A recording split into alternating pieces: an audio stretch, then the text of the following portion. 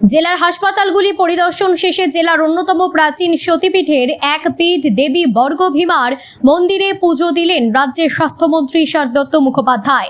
পুজো দিয়ে তিনি বলেন, জেলার মঙ্গল হোক। রাজ্যের মুখ্যমন্ত্রী প্রত্যেকটি মানুষের জন্য কাজ করছে। এই জেলার মানুষ ভালো থাকলে রাজ্যের মানুষ ভালো থাকবে। গত দুদিন ধরে রাজ্যে যা ঘটছে তার বিনাশ ঘটুক, এটাই মায়ের কাছে প্রার্থনা করলাম।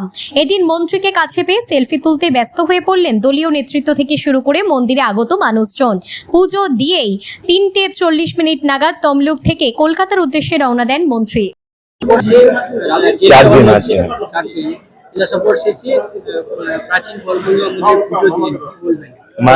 মায়ের কাছে আশীর্বাদ নিলাম, আর মায়ের কাছে একটাই জিনিস চাইলাম, যাতে পূর্ব মেদিনীপুরের স্বাস্থ্য যা পরিকাঠামো আছে, যা স্বাস্থ্য সেবা আছে এখানে, সেগুলো যেন পর্যাপ্ত হয়।